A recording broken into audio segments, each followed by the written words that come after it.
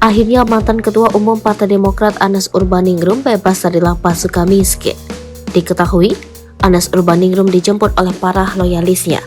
Mengenakan kemeja putih dan celana jeans berwarna biru, Anas Urbaningrum keluar dari lapas Sukamiskin pada hari Selasa 11 April 2023. Sebagai informasi, Anas Urbaningrum dijatuhi hukuman 8 tahun penjara dan denda 300 juta rupiah. Subsidi 3 bulan kurungan karena terbukti bersalah melakukan korupsi dan pidana pencucian uang. Majelis Hakim menyatakan Anas terbukti ikut mengupayakan pengurusan proyek-proyek pemerintah lainnya dengan pembiayaan APBN yang dikerjakan Permai Group. Anas juga dinyatakan menerima sejumlah pemberian, yakni duit 2,2 miliar rupiah dari Adikarya yang mengerjakan proyek Hambalang, duit 25,3 miliar dan 36,7 US dollar dari Permai Group, serta penerimaan 30 miliar rupiah dan 5,225 juta US dollar yang digunakan untuk pelaksanaan pemilihan ketum Partai Demokrat. Selain itu, ada penerimaan lainnya yakni mobil Toyota Harrier, Toyota Velfire, dan fasilitas serupa survei pencalonan dari Lingkaran Survei Indonesia sebesar 478,6 juta rupiah pada April sampai Mei 2010. Anas juga dinyatakan terbukti melakukan tindak pidana pencucian uang. Anas membelanjakan duit hasil korupsi untuk membeli tanah dan bangunan, di antaranya tanah dan bangunan seluas 639 meter persegi di Jalan Teluk Semangka Blok C9 nomor 1 Duren Sawit, Jakarta Timur, Jalan Selat Makassar Perkaf AL Blok C9 nomor 22 Duren Sawit. Vonis terhadap Anas kemudian naik tajam pada tingkat kasasi. MA memutuskan Anas dihukum 14 tahun penjara. Vonis itu kemudian dipotong lewat putusan peninjauan kembali. Dia divonis 8 tahun penjara dan denda 300 juta rupiah, subsidi 3 bulan kurungan, serta uang pengganti 57 miliar rupiah dan 5,2 juta US dollar. Jika tak membayar uang pengganti, asetnya dirampas negara. Bila asetnya tidak cukup, hukuman Anas ditambah 2 tahun penjara. Hak politik Anas juga dicabut selama 5 tahun sejak bebas dari penjara. Selain Anas Urbaningrum yang terlibat kasus korupsi proyek pembangunan Pusat Pendidikan, Pelatihan, dan Sekolah Olahraga Nasional Hambalang pada 2010 sampai 2012, ada beberapa tokoh lainnya yang juga ikut terseret ke dalamnya. Lantas, selain Anas Urbaningrum, siapa sajakah tokoh-tokoh yang terlibat tersebut? Berikut tokoh-tokoh yang terlibat dalam kasus korupsi proyek Hambalang. Diketahui bahwa Andi Malarangeng sudah bebas pada Rabu 19 Juli 2017 silam.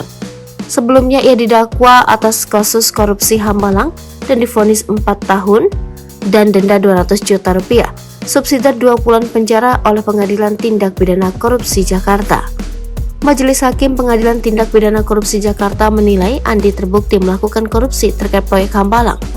Dalam hal ini, Andi dinilai terbukti menyalahgunakan wewenang sehingga menguntungkan diri sendiri dan atau orang lain dan atau korporasi sesuai pasal 3 Junto pasal 18 Undang-Undang Pemberantasan Tindak Pidana Korupsi Jakarta Junto pasal 55 ayat 1 ke 1 Junto pasal 65 ayat 1 KUHP.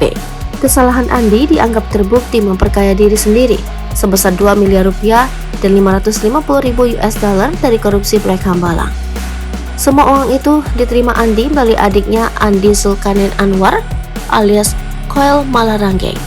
Andi juga dinyatakan terbukti memperkaya orang lain yakni Wafid Muharam, Deddy Kusdinar, Nandang Suhatmana, Anas Urbaningrum, Mahyudin, Teguh Bagus, Mahfud Suroso, Oli Dondo Kambe, Joyo Winoto, Lisa Lukitawati, Anggraheni Dewi Kusumastuti, dan Adi Rusman Daud. Selain itu, ia juga dinyatakan terbukti memperkaya sejumlah korporasi.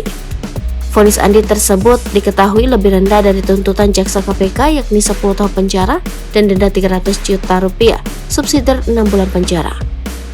Muhammad Nazarudin merupakan seorang pengusaha dan politikus Indonesia yang menjadi anggota Dewan Perwakilan Rakyat periode 2009 sampai 2014 dari Partai Demokrat dengan daerah pemilihan Jawa Timur 4. Mantan Bendahara Umum Partai Demokrat tersebut terlibat kasus korupsi Hambalang dan ditetapkan sebagai tersangka pada 2011. Kemudian, diketahui juga bahwa Nazarudin meninggalkan Indonesia sebelum statusnya menjadi tersangka. Selain itu, dirinya juga menyatakan melalui media massa bahwa sejumlah pejabat lain juga terlibat dalam kasus suap tersebut.